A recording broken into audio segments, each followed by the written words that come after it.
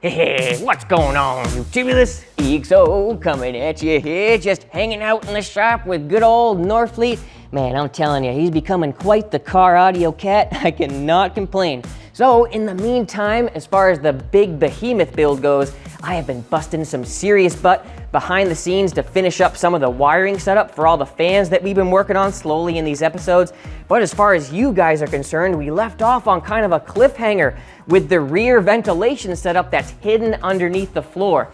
Everybody was wondering how powerful it would be once we turned it on, but since the paint was kind of wet, I didn't want dust to go flying into all my finish work. So now we can finally stick the meter at the vent right here and get a reading on just how much fresh air will be supplied to all our incriminators.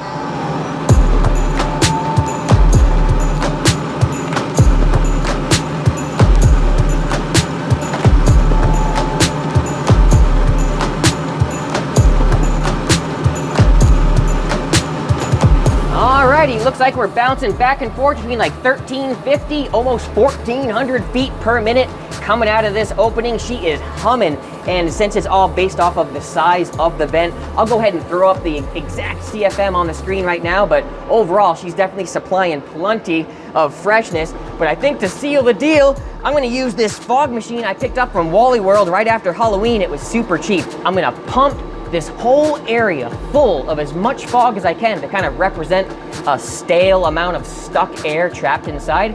And then I'm gonna flip the switch on our ventilation setup and see how much time it takes to circulate and exchange all that air on video. We'll stick a camera in here with a spotlight and all that fog. It should do the trick of illustrating just what I'm going for here. So let's try it.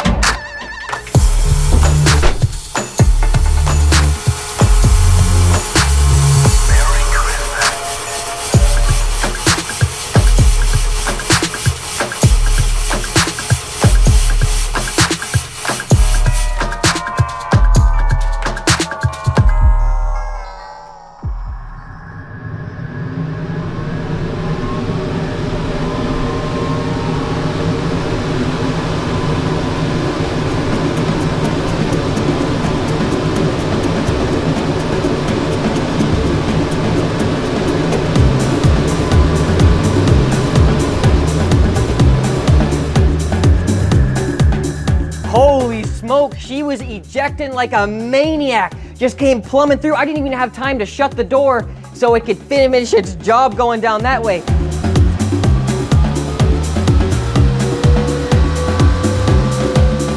So this next test, I'll definitely focus on that. I'll have to do some shuffle friggin' boarding, but let's go ahead and open it, man. It seems like it's like completely done already.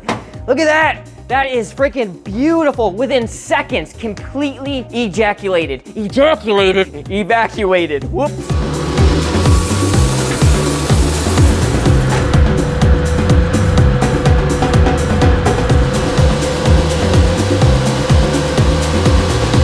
Oh yeah, look at that. Within moments, she's already plumbing through the exhaust right where it needs to go. Right behind this door, she's ejecting out that way, freaking million miles an hour. Look at that.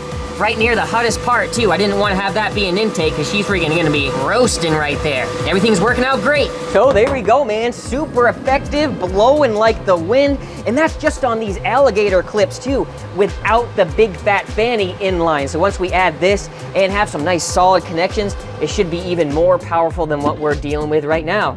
So take a look at this beautiful little installation that we already did as well. We got a little flush trim install with our fans that you just saw acting as our exhaust. Coated her with some Herculiner and she's looking beautiful. And take a look at this little platform that I used to hide the little brainchild command center of our installation. It's hinged and it comes right down here for easy access. Kind of intimidating at first glance, but don't let it get the best of you. I'll go ahead and explain everything on a whiteboard, but this is essentially an isolated high-low setup for our fans and our battery. That way, if there's any noise introduced from having all this, I can go ahead and flip a switch and it will be completely isolated from the system. So that's what I kind of wanted to do that. I mean, I have no idea really if this is proper, but it's achieving what I needed to do, and that's all that matters. So let's go ahead and show you exactly what it does. Okie dokie, guys, got the trusty old whiteboard ready to go. here's the overall goal of the circuit. Number one, have the option of isolated power, like we mentioned before, keeping things separate just as a fail-safe against noise. Number two, have the fans able to switch on and off remotely, like from inside the vehicle or center console, just to make things convenient. Number three, have regulated power supplies for both high and low settings. No sense fumbling around with a half dozen knobs with something variable, you know? Number four, each channel should be independently run and controlled. That way, if anything happens, all the parts can break down into modules that are super easily replaced. Number five, each channel needs to be fused and switched separately, keyword separately from one another. Because of the varying voltages and sources, we don't want things mixing together. And number six, there's got to be a main kill switch. Makes matters a lot easier. I can dial in the perfect airflow settings, set it, forget it, then use the master turn on to recall the same settings every time. We'll go ahead and start by illustrating the power. We'll call this 15 volts from the main battery, even though it's 15 and a half. And of course, we got the ground as well. Now, the whole goal here is to step down this voltage to safe levels for our fan motor. So we're gonna need 2 additional converters for low and high. High is 12 volts and low is 7 volts.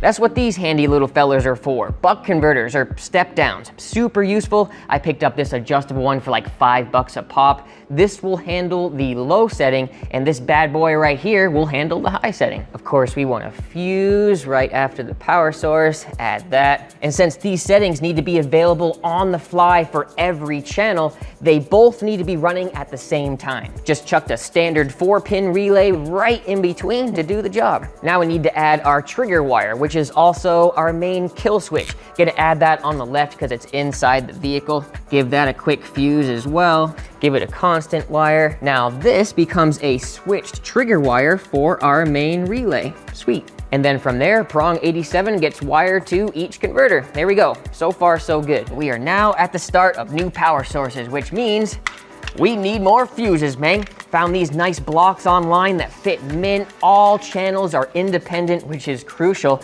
And it just so happens to already be split into sections of 6, which is perfect for our 6-channel ventilation. Place that right in line. So one grouping of 6 signifies 7 volts low, and the other grouping of 6 signifies 12 volts high. Now we just need a way to switch back and forth between the two. The easiest and cheapest way I could think of was using some 5-pin relays, but in reverse. In other words, instead of switching between 2 outputs on a constant input, in reverse, it switches between 2 inputs on a constant output. So that's exactly what I did. Prong 87 becomes 7 volts low, and prong 87A becomes 12 volts high. And don't mind the placement of these ground symbols. This is just to explain there's busing and terminals for all this stuff. As for the trigger wires, however, we'll need all 6 to come from inside the vehicle and have switches on each for changing speeds. We want full control at the end of the day because sometimes there's no sense running every fan to the max, like on cooler days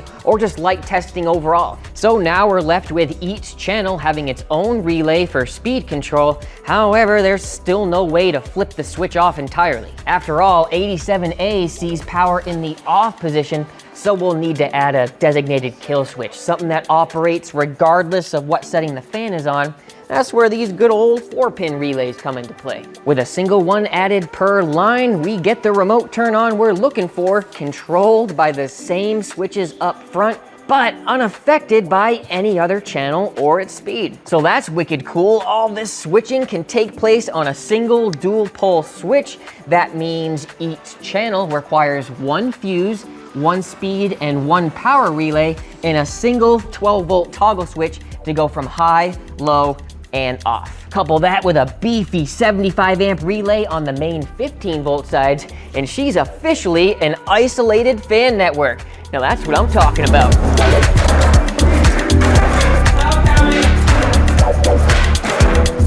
All right, we're pulling up the Showtime here, man. I'm so self-conscious right now about this stupid pimp on my forehead. I was like, man, I should turn the camera around and just film outside. But I was like, nah, I'm too excited. We were just looking outside the Showtime store, and look, friggin' huge flames coming across the way. I think they're training their firemen. But we were like, oh, I'm here for batteries. Next thing you know, we got a friggin' fire. You never want that when you're talking about batteries. So, here we are at the shop. I just got word from our man, Remy. Thank you so much, dude. We got the cells. 120 cells coming your way. Me and Remy are gonna head over to Excess Power right now, see what we got in store. Oh boy. So they just got here yesterday and I knew that you've been waiting on them. Our inventory guy just got finished counting them all, so had to give you a call, let you know that they were here so you can get your build finished. Man, I'm so excited. I've been waiting for this day for like freaking 4 years. I've been slowly but surely accumulating all these cells over time, but now I'm gonna get a whole batch of matching ones with the same wraps, the same batch. Can't ask for much better than that, friend. This is awesome. I guess that's one of the perks of working next door to Excess Power. We got access to all these batteries right at the tip of our fingers, and that's what I'm talking about. So it looks like you're gonna need 6 of these boxes plus 2 out of another box to get you 120 cells.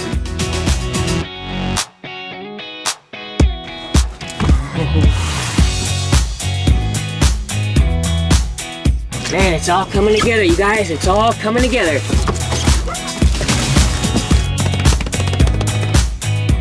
There they are, ladies and gentlemen.